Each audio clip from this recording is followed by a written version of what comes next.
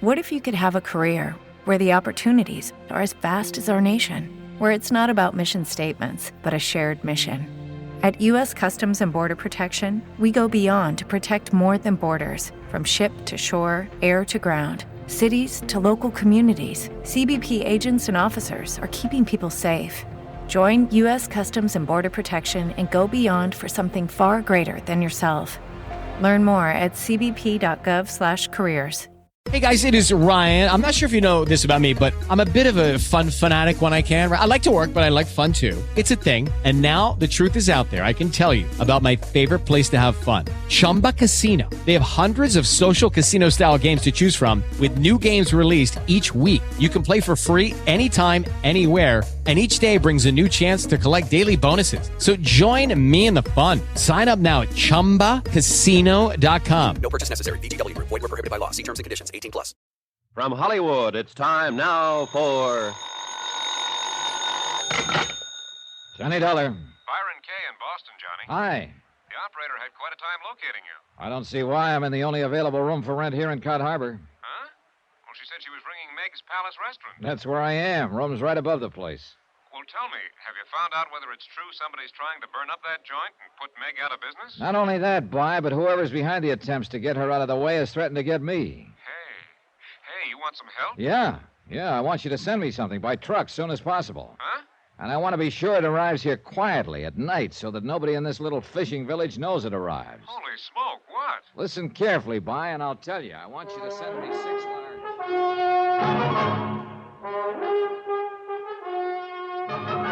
Tonight, and every weekday night, Bob Bailey in the transcribed adventures of the man with the action-packed expense account, America's fabulous freelance insurance investigator. Yours truly, Johnny Dollar.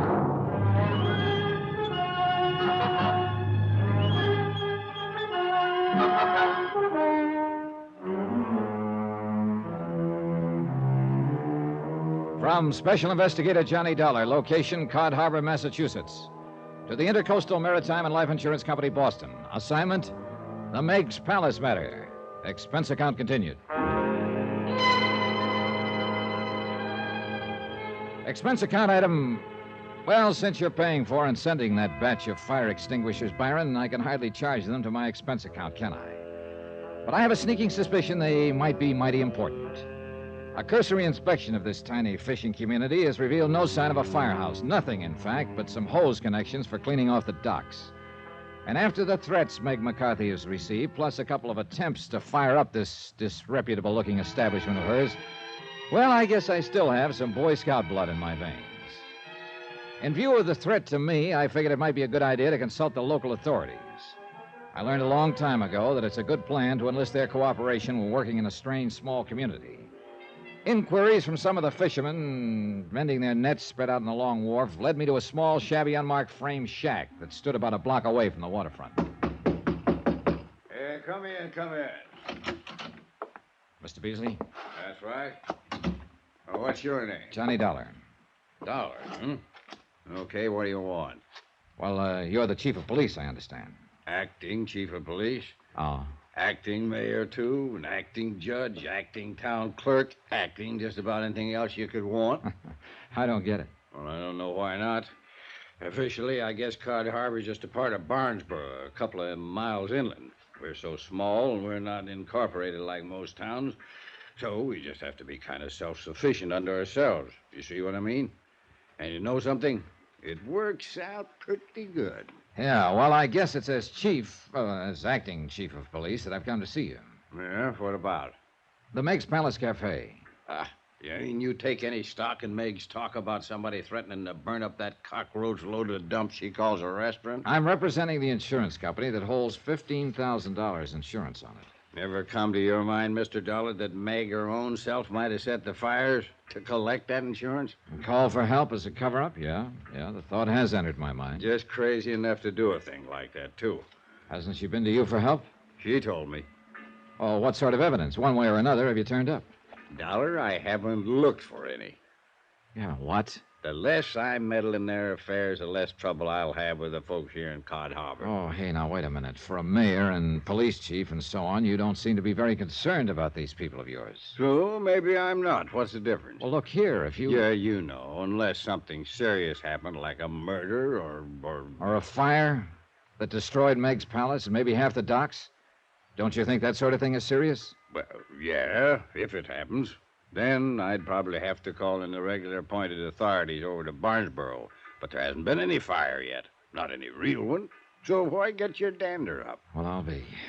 Look, with so little concern about the place, how did you ever get all those jobs? Easy. Lost my schooner out on the banks last fall. So for want of something better, I just took it. I took them all. Why not? The town feeds and bores me, and I like it. So... Real soft, lazy, good-for-nothing life, huh? Sure. Now, why don't you be a good boy, Dollar, and leave things be around here? Stop wasting my time. Well, just let me take enough of your valuable time to ask a couple of questions. Sure. Go ahead. No harm in asking. I want to know about some of the people here in Cod Harbor. Like who? Clem Harris, for one. Careful, boy. That's my cousin. Oh. Who else? Ernie Turner and Tony Fortino. Oh. On account of them's the three that run the other dirty bites along the docks, huh? Yeah. I'd like a rundown on all three of them. Easy. Yeah? Yeah. Go talk to them. Oh, now, wait a minute. Easiest way I know of for you to find out all about them. Oh, you're a lot of help. Dollar, like I said, we're kind of self-sufficient unto ourselves around here. We like it that way. And that's just another way of saying we don't like strangers coming here and messing around in our affairs. Well, that was pretty definitely that. It was getting quite late, and I decided I'd better postpone any interviews with Meg's business rivals until the following morning. Besides, as I walked along the wharf, I noticed that they were closed. Then I remembered somebody else I wanted to talk to, the beneficiary of Meg McCarthy's life insurance policy, the master of the fishing boat, Lily Ann, Captain Billy Morgan. But the Lily Ann, tied up at her berth, was dark and empty. Well, if anyone knew where Captain Billy was, it'd be Meg herself. So I walked the boards back to Meg's palace. What greeted me as I opened the back door of the place was truly a sight to behold. Over there with that hose, you scum of a land-loving. Over there in the corner, can't you see? What's the matter with your blinking eyeball? Standing in the center of the floor, brandishing a moth-eaten feather duster as if it were a club, stood Captain Billy Morgan, shouting orders to three men who were cleaning up the mess of pots and pans and broken crockery left over from Meg McCarthy's temper tantrum of a short while earlier, when she belabored this same Captain Billy for a little celebration he and his crew had in their place the night before. Belabored? It looked like she must have thrown one of everything in the joint at him. Bill! Hey, Captain Billy! Hey! Oh, it's you, huh? I seen you here earlier today when Meg throwed me out. Now, looks to me like you weren't all she threw. Yes, sir. Oh, she's a living doll. Hey, say, ain't you the insurance man? She telephoned to help her find out who's trying to burn her out of here. Name's Johnny Dollar, ain't it? Yeah, that's right. Yeah. And, Captain, I'd like to ask you a favor. Charlie, you yellow-bellied, bug-eyed, bandy-waisted. Don't throw that trash in the corner. What's the matter with you?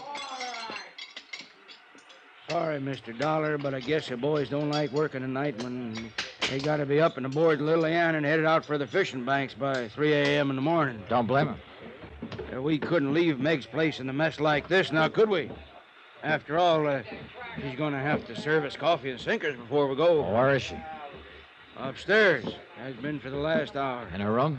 In that room she's renting out to you. Figured like maybe it could stand some cleaning up and debugging, I guess. You know something? She figured right.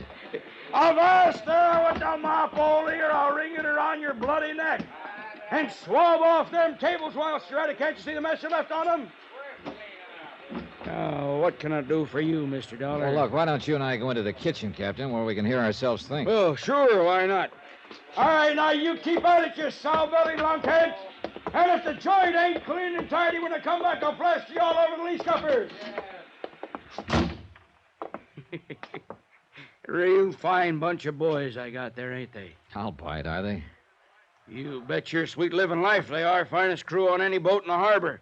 Charlie, Oley, and Montgomery. Now, what was it you wanted, Mr. Dollar? You found out anything about who's causing all the worries to my lover girl? Not very much yet. Well, I hope you do. Do you? Huh? I don't get you. I'm going to be honest with you. Lay all the cards right on the table. Well, that's the only way, I always say. All right. I'm just as concerned about Meg herself as I am about this cafe.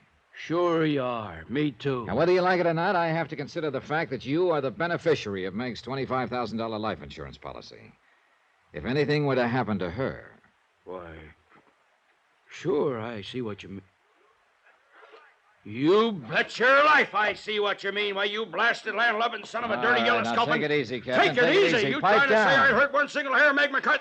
Dollar, you make cracks like that, I'll swab the decks with that ornery hide of yours and feed you. Put him up! Put him up, Dollar! You want to talk to me like that, you said put him pipe up! down, Captain. Let's talk sense a minute. Talk sense, yeah, but don't you go implicating that I didn't imply a thing yet. Well, I warn you, you Just don't. a minute there, Huh? Captain Billy Oh, Morgan, just Meg, a minute. Who do you think you're talking to like that, the guest of me humble Well, establishment? I'm sorry, Meg, darling, but he And was why talking ain't like you in there helping those poor boys of yours with the cleaning up? Well, but they're almost finished up, Meg, me darling. Besides, but unless you ought to get out of here and get your sleep, you'll not be worth your salt on the boat Meg, tomorrow. I'd like to talk to Captain Billy. Tomorrow.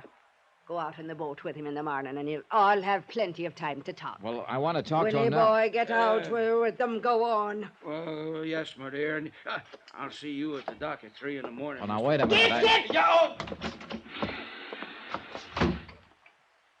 Also, Johnny boy, you go out with him.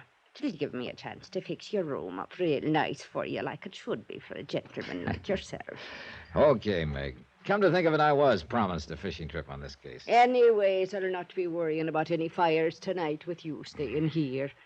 So if you don't mind, I'll retire to my bed and see you at breakfast time. Okay. Maybe I can help Billy's crew finish cleaning up in there. Oh, don't you lift a finger. 'Twas at Willie boy I throwed them plates and things so him and his crew can clean it up. Good night, Johnny boy. There's food in the icebox and your bed's all made when you're ready to retire. I stood there for a moment, smiling after her. Then I decided I'd take her advice, that instead of helping the men clean up the cafe, I'd get a breath of fresh air before hitting the sack. The moon was just a thin sliver in the eastern sky, and the stars twinkled merrily in the broad, clear expanse overhead. The cottages of the peaceful little fishing village were dark. Along the docks at the waterfront, the fishing boats playfully nudged each other as they slowly and quietly swung and rolled on the gently heaving water. Their masts and rigging formed an intricate, ever-changing pattern against the occasional beam from the lighthouse and the point as it lazily swept across the night. Somewhere, far out on the landward breeze, an occasional seabird called. It was all so peaceful and serene that I couldn't help wondering how trouble could ever come to a... Then I saw it. A slight movement at the front corner of the old building. A silhouette hunched over, tensely watching the front door, waiting. But waiting for whom? Slowly, as quietly as possible, I crept up on whoever it was, hoping in the dim light to recognize him or her before I was discovered. Softly, I passed the side door. I could still hear the members of the crew inside at their work. But in my concentration on the person out front, I was too slow in my reaction when that side door suddenly opened behind me. Huh? What? Who are you? Oh, no, you... Oh! And very suddenly, it got very dark.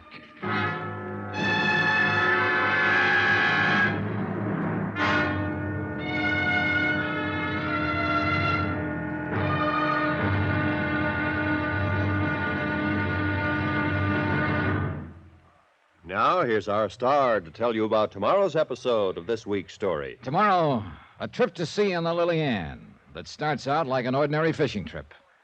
But somewhere on board lurks a man with murder in his heart. And his next intended victim, me. Join us, won't you? Yours truly, Johnny Dollar.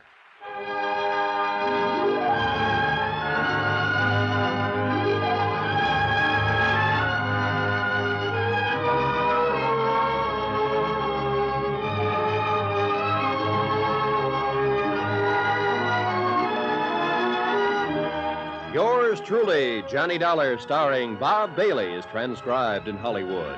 It is produced and directed by Jack Johnstone, who also wrote this week's story. Be sure to join us tomorrow night, same time and station, for the next exciting episode of Yours truly, Johnny Dollar. Roy Rowan speaking.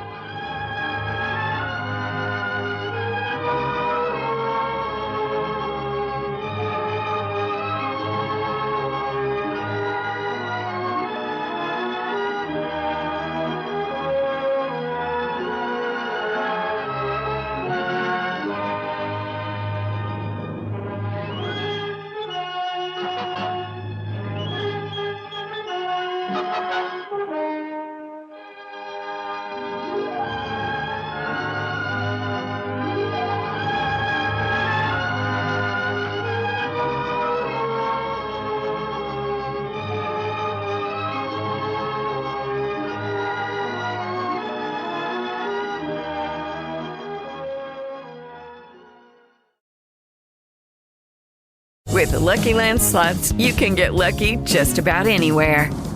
This is your captain speaking. We've got clear runway and the weather's fine, but we're just going to circle up here a while and get lucky. No, nothing like that. It's just these cash prizes add up quick. So I suggest you sit back, keep your tray table upright, and start getting lucky. Play for free at LuckyLandSlots.com. Are you feeling lucky? No purchase necessary. Void where prohibited by law. 18+ terms and conditions apply. See website for details.